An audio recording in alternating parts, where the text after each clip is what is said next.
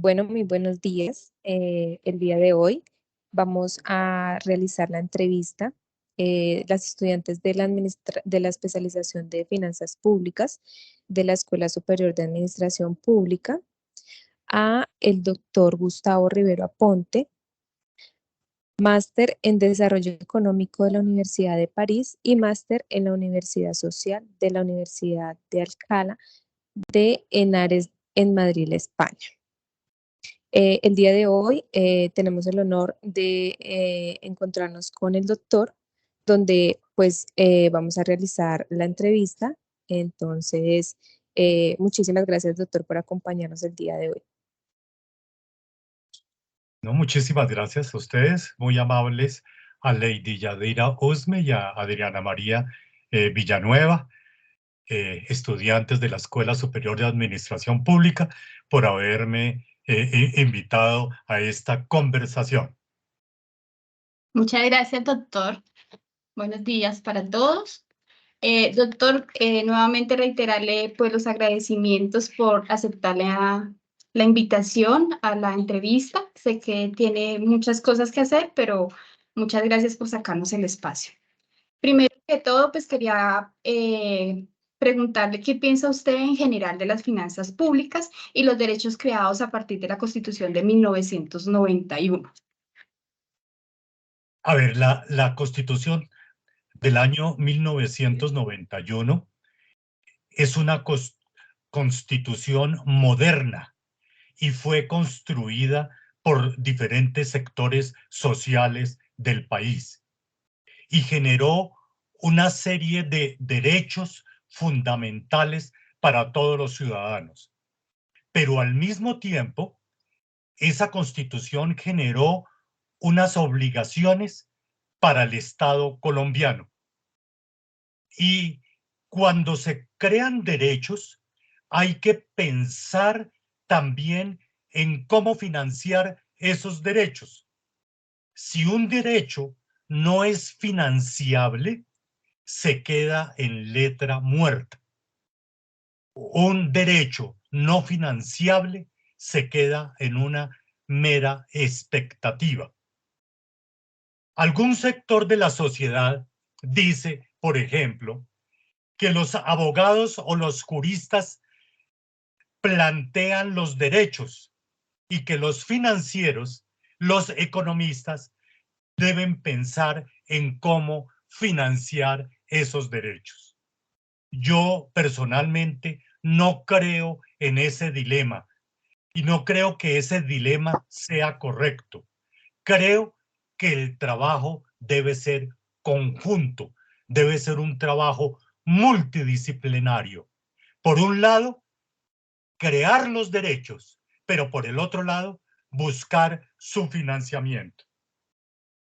Para decirlo en lenguaje popular, los ingresos del Estado o los ingresos de los gobiernos territoriales, ya sean alcaldías, gobernaciones o los distritos, son como una gran torta que tiene que ser distribuida de acuerdo con las necesidades sociales. Después de todo lo que usted nos acaba de decir, sabemos que usted conoce muy bien el tema de las pensiones en Colombia. En el marco de lo que usted nos acaba de decir, de todo lo que nos contextualizó ahorita, después de la Constitución de 1991, ¿cómo ubica usted el tema de las pensiones y la protección a la vejez en Colombia? Muchísimas gracias por la pregunta, Adriana María Villanueva. Muy amable. A partir de la Constitución del año 91, se inició en Colombia una discusión sobre el tema de las pensiones.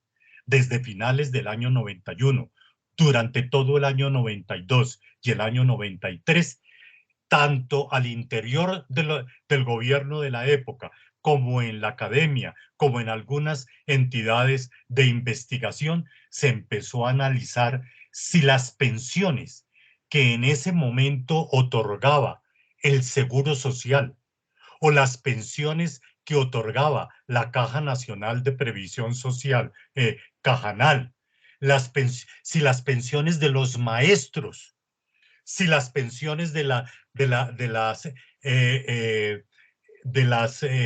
las fuerzas militares, si eran pagables en el largo plazo. Entonces fue toda una discusión. ¿Esas pensiones son pagables, sí o no? Y eso empezó a raíz de la nueva Constitución del año 91. Y por primera vez, la academia y los centros de investigación empezaron a hacer las cuentas del tema pensional. Ver las proyecciones de las pensiones de las fuerzas militares, las proyecciones de las pensiones de los maestros, de los empleados de Ecopetrol, de los pensionados del Seguro Social, de los pensionados de Cajanal, de los pensionados de los municipios y de los pensionados de las gobernaciones. Pero paralelamente a esa discusión que se dio en Colombia, simultáneamente otros países cercanos iniciaron también esa discusión, concretamente Argentina y Perú. Y los tres países, Argentina, Perú y Colombia, voltearon a mirar a lo que se había hecho en Chile en el año 1981, cuando se creó en Chile un sistema de ahorro individual y se acabó con el régimen público de reparto que existía hasta ese momento. Entonces, en Colombia empezó toda esa discusión y para poder construir la propuesta de reforma pensional y hacer la exposición de motivos de esa propuesta de reforma pensional, y se analizó en ese momento si era viable un sistema mixto complementario, lo que hoy en día en pensiones se conoce como sistema de pilares.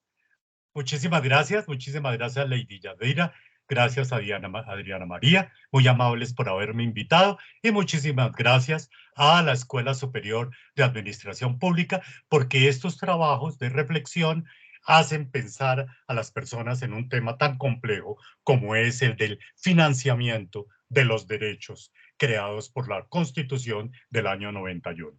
Muy amables. Muchas gracias, doctor. Muy amable. No, doctor, muchísimas gracias a usted por su tiempo. Gracias, gracias.